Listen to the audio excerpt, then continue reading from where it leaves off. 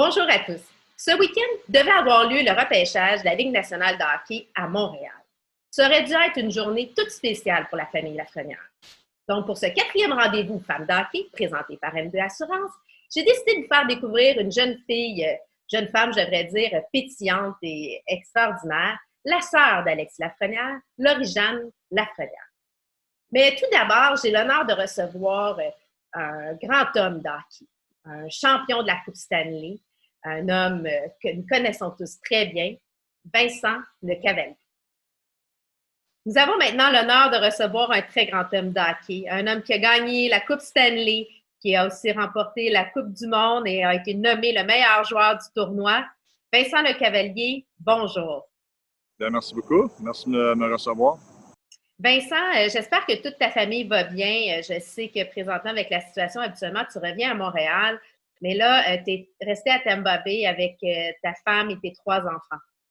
Ben oui, écoute, c'est toujours décevant parce qu'on retourne toujours à Montréal l'été, passer 2 mois, puis on voit la famille, les amis et tout, là. Mais évidemment, cet été, c'est un peu un été exceptionnel. Alors, on a décidé de rester à Tampa, puis c'est ça, on passe du temps en famille, là. Ouais, c'est important.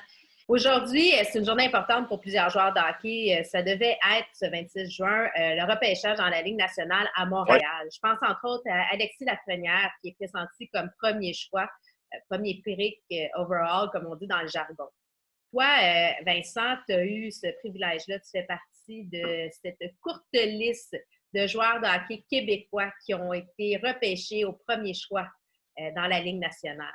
Comment tu as vécu ça avec ta famille?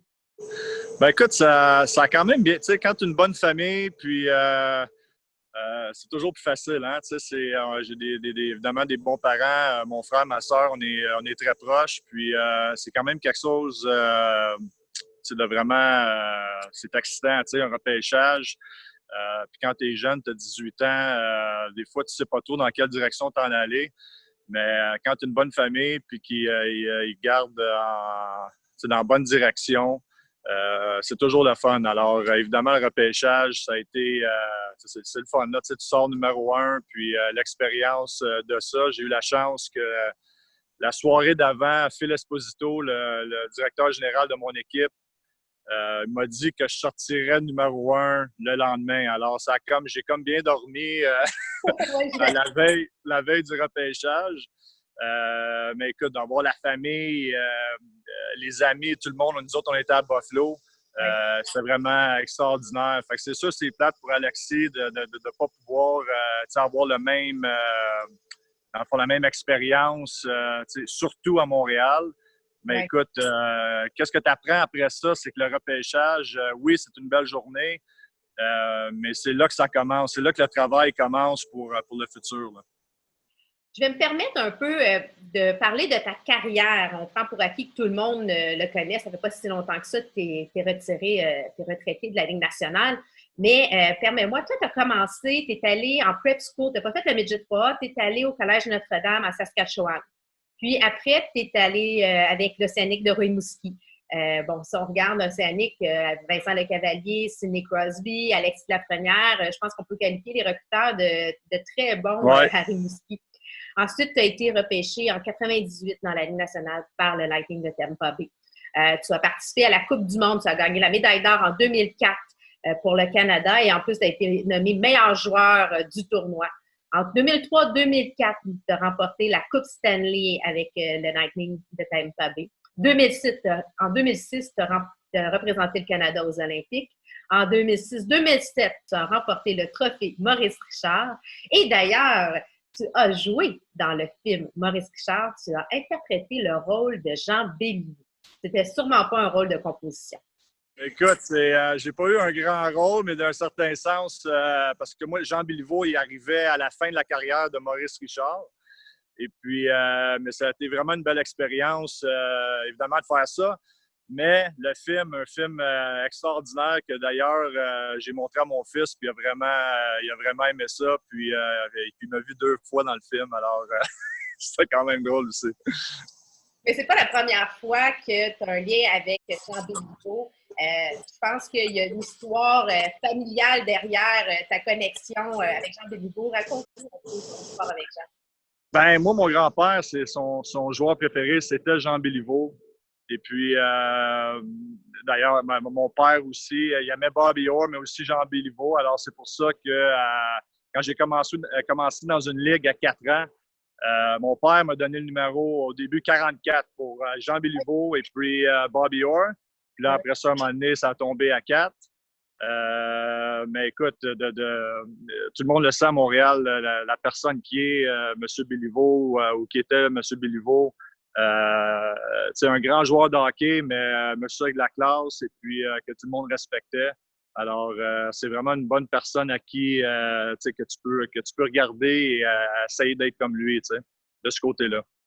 J'ai moi aussi la même admiration pour Jean Béliveau. D'ailleurs, j'ai aussi un coup de cœur pour Élise, sa femme, qui est une grande dame. J'ai eu l'honneur d'assister là, au moment au Centre Bell, là, quand il y a eu l'ovation en l'honneur de Jean Béliveau et de sa femme Élise.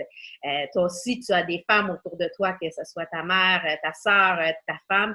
Dis-moi, quel a été le rôle de ces femmes-là dans ta carrière? Ben écoute, c'est sûr, tu sais, ma soeur, dans notre famille, c'est vraiment le support. C'est pas comme si je peux dire que ma soeur était goaler puis je shootais sur elle, là. C'est pas comme ça. Mais tu sais, des fois, ça l'est comme ça, mais ça l'était pas avec ma soeur. Alors, non, mais ma soeur, grande supportrice de moi et mon frère. Oui. On est une famille très proche. Alors, évidemment, c'est ça. Ma soeur m'a toujours supporté. Elle venait me voir. Elle m'a amené à travailler à Toronto. Elle venait me voir à Buffalo. Ma mère aussi, évidemment, qui n'ont pas manqué une game à Tampa, qui ont déménagé là après le début de ma carrière. Là, mais tu sais, c'est toujours bien supporté, positif. Même chose avec ma femme. Alors, tu sais, écoute, c'est important d'avoir ton papa, ton frère, mais évidemment, ta soeur, ta mère, ta femme, c'est important d'avoir un support positif. Puis moi, je l'ai eu, j'ai été chanceux de ça. Aujourd'hui, tu as maintenant 3 enfants. Tu es d'ailleurs au golf présentement avec ta fille qui joue. Tu as ton garçon qui joue au hockey. Tu as ta plus jeune, là, je ne sais pas, tu es peut-être encore un peu jeune, là, mais est-ce que tu penses qu'elle va se diriger plus pour le hockey ou le golf? Ben, écoute, elle a pris sa retraite il y a 3 semaines. C'est drôle que tu parles de ça. Elle m'a dit qu'elle voulait absolument jouer au hockey. Je l'ai amené 2 fois pratiquer avec mon fils. Puis après ça, elle m'a dit « Ah, je pense que je vais faire quelque chose d'autre. » Elle a pris sa retraite, puis là, elle commence le golf. Mais ça fait une couple d'années qu'elle joue un peu, mais là, elle commence à faire des tournois, même à 7 ans. Tu sais, en Floride, ça commence jeune. Fait que ça, on fait des tournois de golf, surtout l'été, quand c'est pas la saison de hockey. Puis mes 3 enfants, ils sont là-dedans. Alors, c'est vraiment le fun. On le sent que tu es un homme avec des valeurs familiales, tu es impliqué dans la communauté. À travers ta fondation, tu as justement fait un gros don à l'hôpital de Saint-Pétersbourg pour les enfants atteints de cancer, atteints de maladies de sang. Dis-nous, comment on pourrait faire la différence aujourd'hui? Tu parles des joueurs de maintenant ou Oui. ben, écoute, c'est de s'impliquer dans la communauté. Écoute, c'est sûr, il y a des joueurs qui changent à toutes les années, puis ils changent d'équipe à toutes les années. Fait que c'est comme difficile de vraiment pouvoir t'impliquer à long terme. Mais moi, j'ai été chanceux. Tu sais, après plusieurs années, moi, comment je voulais commencer ma carrière au début, écoute, là, j'ai vu que j'allais être à Tampa longtemps. Alors, c'est là que j'ai décidé de vouloir plus m'impliquer, comme que Steven Stamkos le fait ici à Tampa et d'autres joueurs. Je l'ai dit plus tôt, tu as une fiche assez impressionnante. Donc, tu sais, là, il y a la Fête du Canada qui s'en vient. Fait que c'est sûr que je pense à représenter le Canada. Mais pour toi, c'est quoi le moment le plus important, lequel que tu es le plus fier dans ta carrière de hockey? Est-ce que c'est de représenter ton pays, de gagner la Coupe Stanley ou d'avoir été repêché au premier rang dans la Ligue nationale? Bien, écoute, c'est dur à dire, mais je dirais que gagner la Coupe Stanley, pour moi, puis j'ai une explication derrière ça, là, parce que, évidemment, gagner le championnat du monde, équipe Canada, ça a été vraiment spécial. Aller aux Olympiques, on n'a pas eu on n'a pas bien joué au jeu, on n'a pas gagné, on a perdu qu'on a réussi en quart de finale. Représenter ton pays, c'est très important. Mais la Coupe Stanley, tu sais, tu grandis en regardant les joueurs toutes les années lever la Coupe. Puis, tu réalises pas comment difficile que c'est. Puis quand tu passes les 2 mois dans la série, qu'est-ce qu'il faut que tu fasses pour gagner? C'est ça qui rend le moment vraiment spécial. Puis, tu sais, c'est pas juste 2 semaines dans un tournoi aux Olympiques. Tu sais, c'est quelque chose que probablement que tu penses depuis que tu es jeune. Puis comment difficile que c'est. C'est le trophée le plus difficile à gagner. Puis, quand tu passes à travers, tu le sais. Puis, tu sais, même je dis ça souvent quand on a joué contre Calgary. Tu te sens mal pour l'autre équipe. Tu sais, tu te rends en Game 7, là. Non, mais honnêtement, là, on aurait pu perdre ce match-là, puis, tu sais, pas de Coupe Stanley, mais de voir l'autre équipe qui ont travaillé aussi fort, qui ont passé à travers ce qu'ils ont passé, puis sortir avec rien. Je peux même pas l'imaginer perdre en match numéro 7. Je sais que c'est arrivé à plusieurs personnes. Mais en tout ça pour dire que gagner la Coupe Stanley, là, c'est ça qui est vraiment, vraiment, vraiment spécial pour moi. Ça l'est aussi pour nous à la maison. Je pense juste à ma famille. C'est un moment de rassemblement, c'est un happening. Je pense à toutes ces femmes qui commencent à s'intéresser justement quand les séries commencent à cause de ce rassemblement, cet engouement-là, ou parce que justement, ils ont un enfant qui joue et ça devient leur vie. J'imagine que chez toi aussi. Est-ce que ta femme, toi, elle était une passionnée de hockey avant ou c'est vraiment, elle a découvert ça? Non, je pense que c'était je vais dire une fan. Elle ne suivait pas le hockey, mais elle est devenue, dans le fond, on venait à tous les matchs. Elle ne voulait pas en manquer un. Quand j'allais sur la route, elle écoutait les matchs à la maison. Mais avant ça, non, elle n'écoutait pas ça tant que ça.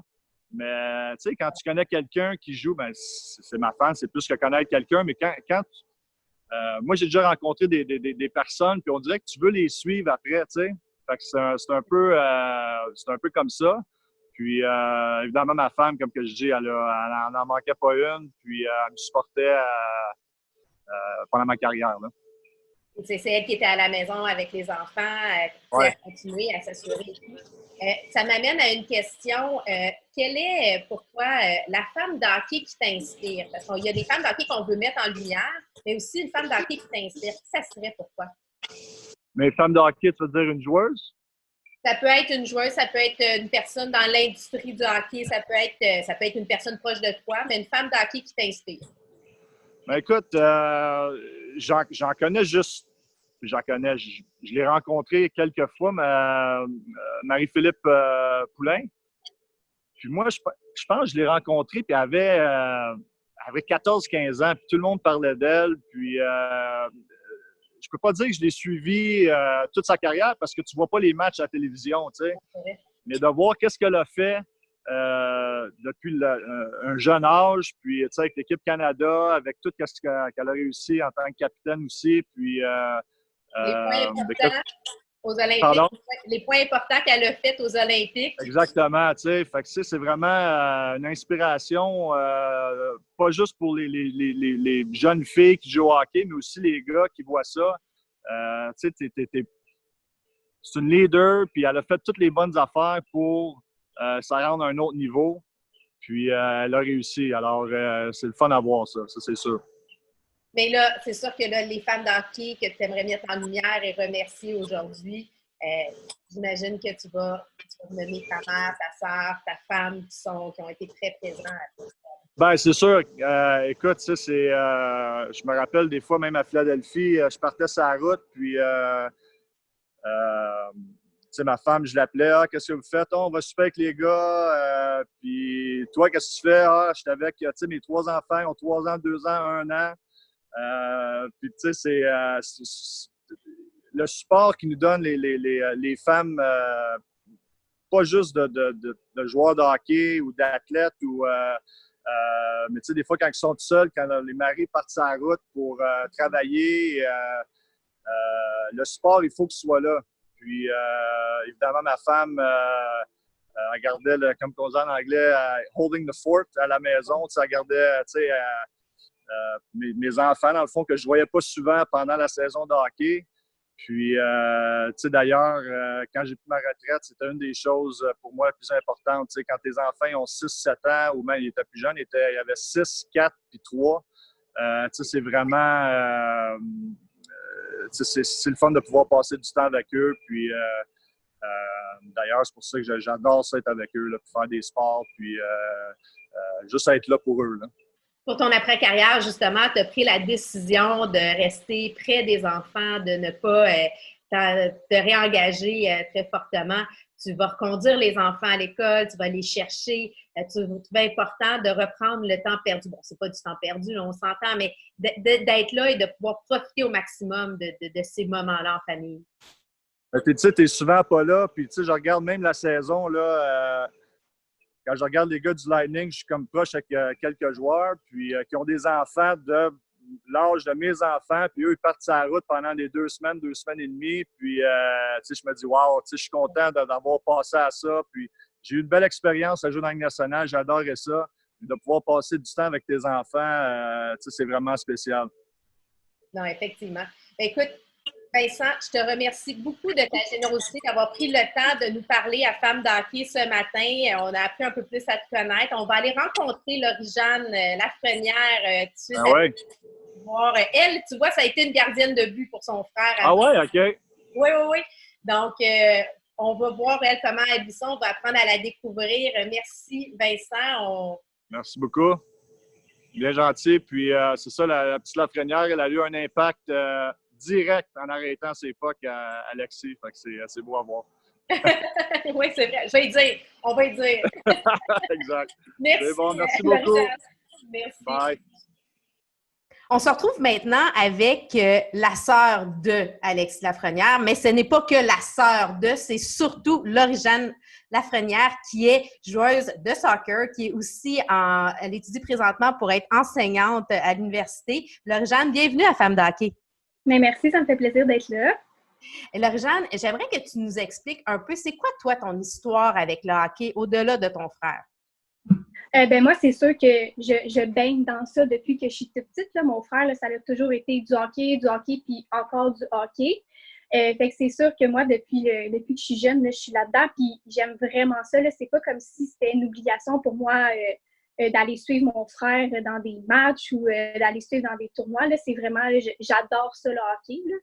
Puis de regarder des matchs avec mes parents à la télé, ou sinon juste d'aller jouer avec mon frère quand j'étais plus jeune dans le sous-sol. Mon frère venait souvent me le demander là, de m'habiller en goaler, puis juste de shotter des pucks sur moi, puis juste d'avoir quelqu'un dans les buts. Là, je pense que c'était vraiment ça. Fait que j'ai vraiment baigné dans le hockey. Puis moi, j'avais pas de Barbie là, quand j'étais jeune. Là. C'était vraiment du sport, puis je voulais être avec mon frère. Puis vraiment, c'est ça, le sport. Là. C'était vraiment juste ça, ma jeunesse.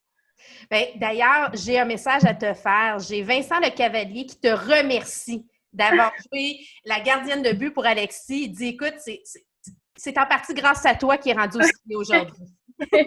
Merci.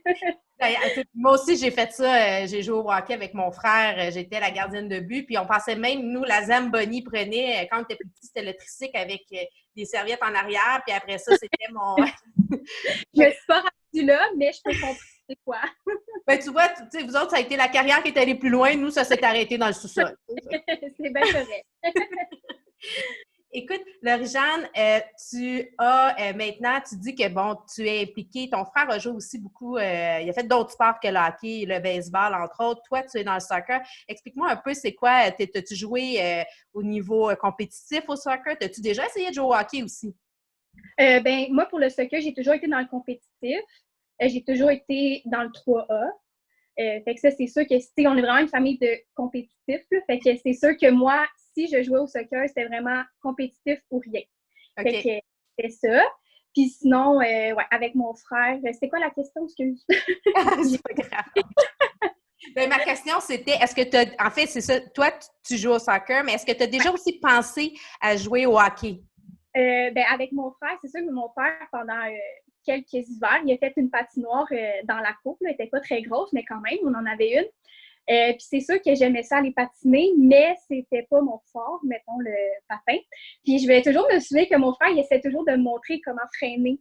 Parce que j'avais vraiment de la difficulté. Puis je me souviens, là, des fois, je passais des soirées avec mon frère, puis il me montrait souvent freiner. Ouais, regarde, on fait ça comme ça.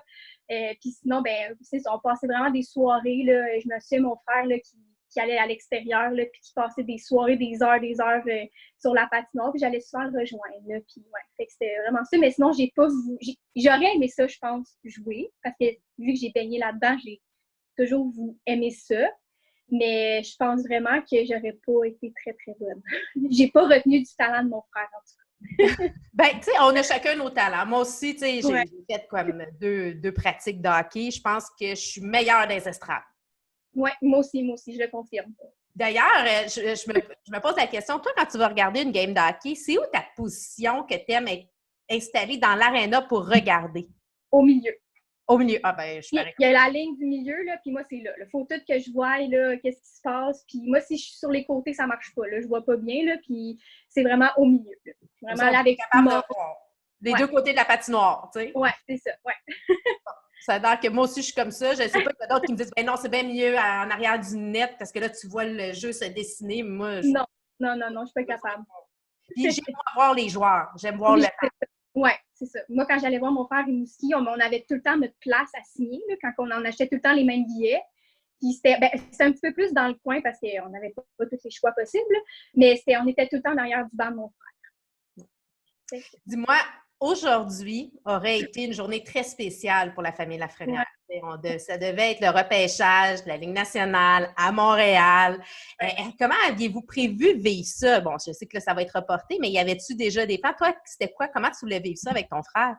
C'était sûr que je voulais être avec lui. Là. C'est sûr à 100%. Là, je ne pouvais pas manquer ça. On avait prévu, c'est ça, d'être avec la famille, de faire peut-être, d'aller peut-être dans un chalet ou se préparer puis à cette journée-là. Vraiment passer du temps en famille, puis surtout avec les amis à mon frère, là, ses amis proches. Ouais. Parce que mon frère, il avait été l'année passée au repêchage avec ses amis. Ouais, c'est ça. Fait que là, c'est sûr qu'eux, ils n'allaient pas manquer ça. Puis, mais ouais, c'est vraiment de passer du temps avec la famille, avec les amis. Mais, on se dit qu'on est pas mal assez chanceux de vivre ce qu'on vit quand même en ce moment avec mon frère, puis tout ça. Fait que je me dis quand même que ça va être reporté, veut pas, à une autre journée. Puis, j'ai pas de doute avec ça. Mais au moins, juste que déjà la loterie, c'est vendredi. Au moins, ça, je peux le vivre avec mon frère aussi, qu'il soit là. Puis, au moins, je me dis que je suis quand même contente de ça, même si on manque quand même une grosse journée. Là. Parce que c'est sûr que, bon, pour ceux, on explique un peu la loterie, là, la plupart des gens savent, mais on va savoir quasiment là où est-ce qu'il va être repêché parce qu'on ne sait jamais jusqu'à ce que ça arrive. On parlait à Vincent tantôt qui nous disait, lui, il l'avait su la veille. Son directeur gérant l'avait appelé pour dire inquiète-toi pas, on te repêche premier, demain c'est toi. Mais bon, là, on ne sait pas encore c'est qui est-ce qui va avoir le premier choix au repêchage. Donc, en principe, premier, à tout de moins le deuxième, là, mais ça me surprendrait. Je pense que c'est vraiment pressenti. On est très confiant que. Oui, on espère. Ouais. On espère tout le temps jusqu'à temps que ça va se passer. Là. Je pense pas qu'en ce moment, on est à 100% dans ma tête. Je me dis, c'est 100% sûr que c'est mon frère. T'sais. Mais c'est sûr que je me dis quand même que ça serait le fun et qu'il y a des bonnes chances. Puis toi, c'est quoi ton plus beau moment hockey que tu as vécu? Puis c'est pas obligé d'être en relation avec ton frère. Là. Ça peut être juste toi, là, ton moment hockey que tu as. Moi, je pense que ça va être en lien avec mon frère. Je veux pas parce que j'en ai vraiment vécu beaucoup. Puis je pense que ça va remonter à pas longtemps cet hiver quand on était à Strava pour le World Junior. Je pense que ça, c'était quand même un assez gros moment pour mon frère. Puis j'étais vraiment, vraiment contente d'être là avec lui. Puis, ouais, vraiment, là, on en a vécu des émotions pendant ce tournoi-là. Ben oui, parce que il y a eu une blessure, puis là, on s'est retrouvés à terre. T'sais, nous, à la maison, on vivait ça, qu'on était comme stressés. Fait que tu peux imaginer que toi, là-bas, avec ta famille, ta mère, ton père, comment, c'est des moments. Non, c'est gros. Là, mon frère, c'est rare que mon frère se blesse. Puis je sais que quand il reste sur la patinoire, c'est parce qu'il y a quelque chose qui va pas. Fait que quand je l'ai vu juste bouger comme qu'il bougeait sur la patinoire, je me suis levée puis j'ai fait « Oh non, ça va pas ». Fait que là, c'est sûr que je stressais puis je me demandais vraiment. Puis c'est sûr aussi, après, quand ça s'est passé, on n'a pas eu des nouvelles tout de suite. Fait que là, le stress montait. Puis là, je me sens pleurer. Puis là, je m'imaginais toujours le pire. Tu sais, je me disais pas nécessairement, mon Dieu, sa carrière. Puis je me disais vraiment juste, est-ce que mon frère est correct? Tu sais, c'est vraiment juste à ça que je pensais, là. Fait que c'est sûr, là, mais après ça, je pense que ça l'a bien fini, tout ça. Oui, ben oui, en fait, tu sais, bon, ils ont gagné la médaille d'or, il a été nommé le joueur du tournoi. Tu sais, il est pas, malgré son jeune âge, là, Alexis a 18 ans, mais tu sais, il a déjà une fiche impressionnante à son actif.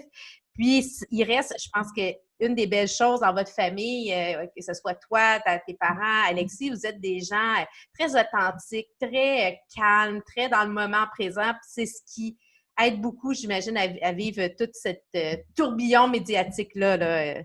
Ben oui, c'est sûr, là, puis je suis vraiment contente que mon frère soit comme ça dans la vie. Puis ben, même tout le monde, notre famille, là, parce que c'est sûr que des fois, c'est pas super facile parce qu'il y a tellement de gens qui nous approchent, puis « Oh mon Dieu, ton frère » ou « Oh mon Dieu, ton fils » est comme ça. Mais moi, ça reste que c'est mon frère, là, c'est pas Alexis Lafrenière ou c'est pas une vedette, là.